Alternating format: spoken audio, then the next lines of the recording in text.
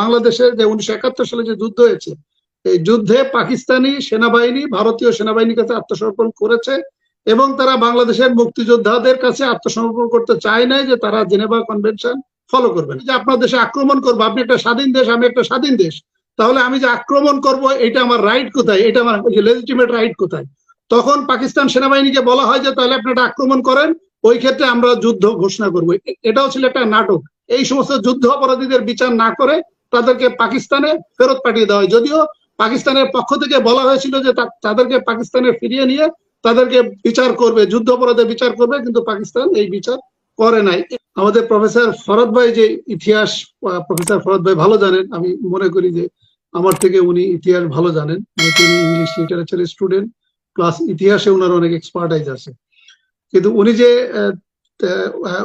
উনি যে তিনটি বিষয় ব্যাখ্যা দিয়েছেন, আমার কাছে যেটা মনে হয় যে ব্যাখ্যাটা উনি ওনার মতো করে ব্যাখ্যা দিয়েছেন, কিন্তু ব্যাখ্যার হয়তো আংশিক উনি ব্যাখ্যা দিয়েছেন বা ব্যাখ্যার এক অংশ বলেছেন, আরেক অংশ উনি বলেন নাই। যেমন কাশ্মীর এবং হায়দ্রাবাদের ক্ষেত্রে যেটা উনি বলেছেন যে হায়দ্রাবাদ ভারতের পেটের ভিতর, এটা সত্য।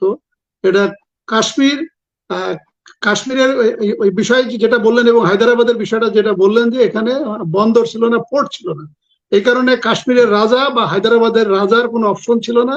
এই কারণে পোর্ট না থাকার কারণে ফাইন্ডিং নো আদার অল্টারনেটিভ, তারা ভারতের সাথে যোগ দেওয়ার জন্য ইচ্ছা পোষণ করেছে অথবা বাধ্য হয়েছে।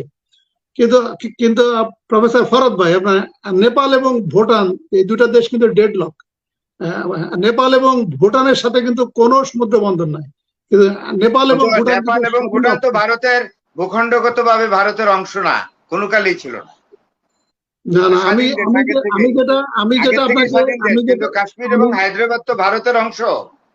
আমি যেটা আপনাকে কাশ্মীর এবং হায়দ্রাবাদে বিশেষ করে এবং জুনাগড়ে তো জনগণ চায় নাই পাকিস্তানে যোগদান করতে, কি করবে রাজা? আমি যেটা বলতে চাচ্ছি যে আপনার নদী বন্দর বলছে, সমুদ্র বন্দর না থাকলে একটা দেশ স্বাধীন থাকা যায় না। তাহলে আফগানিস্তানে তো কোনো সমুদ্র বন্দর নাই, তাহলে আফগানিস্তান আছে কিভাবে টিকে? তো এটা আপনার যে ব্যাখ্যাটা, এই ব্যাখ্যাটা ঠিক আছে, এটা পেটের ভিতর ছিল, কিন্তু এই সমুদ্র বন্দরের কারণে ভারতের সাথে থাকা ছাড়া তাদের কোনো অপশন ছিল না, এটা মনে হয় এই ব্যাখ্যাটা আংশিক ঠিক নয়। আর আরেকটা যেটা আপনি বললেন যে বাংলাদেশের যে 1971 সালে যে যুদ্ধ হয়েছে, এই যুদ্ধে পাকিস্তানি সেনাবাহিনী ভারতীয় সেনাবাহিনীর কাছে আত্মসমর্পণ করেছে এবং তারা বাংলাদেশের মুক্তিযোদ্ধাদের কাছে আত্মসমর্পণ করতে চায় নাই যে তারা জেনেভা কনভেনশন ফলো করবে না। এটি আপনার বক্তব্য আংশিক সত্য, কিন্তু আংশিক সত্য কিন্তু আংশিক মিথ্যা। আংশিক সত্য কোনটা? আংশিক সত্যটা হচ্ছে যে জুলাই এবং অগাস্টে কিন্তু ভারত সেনাবাহিনী পাকিস্তান আক্রমণ করতে চেয়েছিল। তখন ইন্দিরা গান্ধী জেনারেল অরোরাকে জেনারেল অরোরা বলছে, জেনারেল মানেক শাহকে জিজ্ঞাসা করে যে আমরা এখন পাকিস্তান আক্রমণ করতে চাই, তুমি রেডি কিনা? তখন জেনারেল মানেক শাহ জুলাই এবং অগাস্টে বলেছিল যে এখন বৃষ্টি, এখন বর্ষা, এখন যদি আমরা আক্রমণ করি তাহলে ভারতের সৈন্যবাহিনীর অনেক ক্যাজুয়ালিটি হবে, সেক্ষেত্রে আমাদের যুদ্ধে জয়লাভ করাটা অনেক ডিফিকাল্ট হবে। তখন মানেক শাহকে জিজ্ঞাসা করে তাহলে তুমি কখন আক্রমণ করার জন্য তুমি সময়টা প্রেফার করো? তখন উনি বলেছিল যে November is the perfect time, November এবং ডিসেম্বরে বৃষ্টি থাকে না, ওই সময় আমরা আক্রমণ করতে চাই। এই ক্ষেত্রে যখন আমাদের যে মুক্তি বাহিনীদের আক্রমণ এবং ভারতের ডাইরেক্ট এবং ইনডাইরেক্ট সহায়তায় যখন পাকিস্তান সেনাবাহিনী বুঝতে পারলো যে তাদের আত্মসমর্পণ করা ছাড়া বা তাদের হেরে যাওয়া ছাড়া আর কোনো বিকল্প নাই, এই ক্ষেত্রে তখন ভারত সেনাবাহিনী একটু বুদ্ধির আশ্রয় নেয়, যেটা আমাদের কোনো ইতিহাসবিদ লেখে না বা কোনো ইতিহাসবিদরা বলে না, অথবা প্রফেসর ফরহাদ ভাইও বলে না। সেখানে পাকিস্তান সেনাবাহিনী একটা কৌশলের আশ্রয় নেয়। পাকিস্তান সেনাবাহিনী তখন ভাবে যদি আমাদের আত্মসমর্পণ করতেই হয় তাহলে আমরা ভারতীয় সেনাবাহিনীর কাছে আত্মসমর্পণ করব। আদারওয়াইজ আমরা যদি মুক্তি বাহিনীর কাছে আত্মসমর্পণ করি তাহলে তারা যেহেতু জেনেভা কনভেনশন জানে না, তাহলে আমাদেরকে কচু কাটা করবে, যেটা প্রফেসর ফরহাদ ভাই বললেন এই কথাটা সত্য।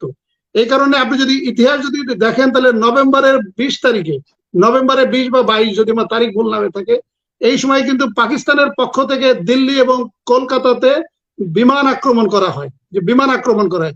পাকিস্তান জানে যে তারা হেরে যাচ্ছে, এই বিমানটা আক্রমণ করেছিল। এটি একটা আন্ডারহ্যান্ড একটা ডিলিং হয়েছিল বিটুইন দ্য ইন্ডিয়ান আর্মি। অমৃতসরে ভাই জিল্লুর ভাই, অমৃতসরে আক্রমণ করেছিল পাকিস্তান পাঞ্জাব দিয়ে পশ্চিম জি। বর্ডারে, নট ইন জি। ক্যালকাটা। যখন অমৃতসরে আক্রমণ করে তখন ইন্দিরা গান্ধী কলকাতায় বক্তৃতারত, তার পিএস কানে কানে বললো যে অলরেডি পাকিস্তান অ্যাটাক করে বলছে অমৃতসরের মিলিটারি বেসমেন্টের উপরে এয়ার স্ট্রাইকিং। তখন ইন্দিরা গান্ধী কলকাতা থেকে যুদ্ধ ডিক্লেয়ার করে দিল্লিতে নামছেন। আচ্ছা, হ্যাঁ, আচ্ছা, ঠিক আছে, ওইটুকু আমার ভুল হতে পারে, বাট যেটা হলো যে আক্রমণটা ছিল, that was the understanding between the Indian army and Pakistan army. কারণ ইন্ডিয়ান আর্মির পক্ষ থেকে বলা হয় বা ইন্ডিয়ান রাজনৈতিক নেতৃত্ব থেকে বলা হয় যে আমি যে আপনার দেশে আক্রমণ করবো, আপনি একটা স্বাধীন দেশ, আমি একটা স্বাধীন দেশ, তাহলে আমি যে আক্রমণ করব এটা আমার রাইট কোথায়, এটা আমার লেজিটিমেট রাইট কোথায়। তখন পাকিস্তান সেনাবাহিনীকে বলা হয় যে তাহলে আপনি একটা আক্রমণ করেন, ওই ক্ষেত্রে আমরা যুদ্ধ ঘোষণা করবো। এটাও ছিল একটা নাটক। এই যে আমাদের শেখ হাসিনা যেভাবে নাটক করে, ওটাও ছিল কিন্তু একটা নাটক। এবং এই নাটকের মাধ্যমে যখন ভারতকে আক্রমণ করা হয়, তখন ভারতের ইন্দিরা গান্ধী তখন যুদ্ধ ডিক্লেয়ার করে এবং এটা একটা লেজিটিমেট রাইট হয়ে যায়। এবং যুদ্ধ হয়েছে ভার্চুয়ালি ডিসেম্বরের 3 থেকে 14 তারিখ পর্যন্ত।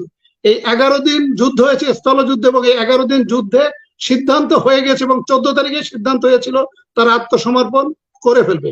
কিন্তু এর আগে যে 9 মাস যে যুদ্ধ হয়েছে, 9 মাস যুদ্ধে আমাদের যে মুক্তি বাহিনী বা মানে আমাদের পক্ষ থেকে যে প্রতিরোধ ব্যবস্থা গড়ে তোলা হয়েছিল, সেটি হলো গাজা এবং ইসরায়েলের মতো যে অবস্থা, ওই রকমই অবস্থা ছিল। কিন্তু ভার্চুয়ালি যখন পাকিস্তান সিদ্ধান্ত নিয়ে নেয় যে তারা স্বাধীনতা দিয়ে দিবে এবং তারা আত্মসমর্পণ করবে, ওই যে 11 দিনের যে যুদ্ধ এবং 14 তারিখে সিদ্ধান্ত হয় যে তারা আত্মসমর্পণটা করবে কোথায়, এইখানে প্লেসটা হবে কোথায় এবং কে কে উপস্থিত থাকবে, এই কারণে এটা 14 তারিখ, 15 তারিখ, 16 তারিখে চলে যায়।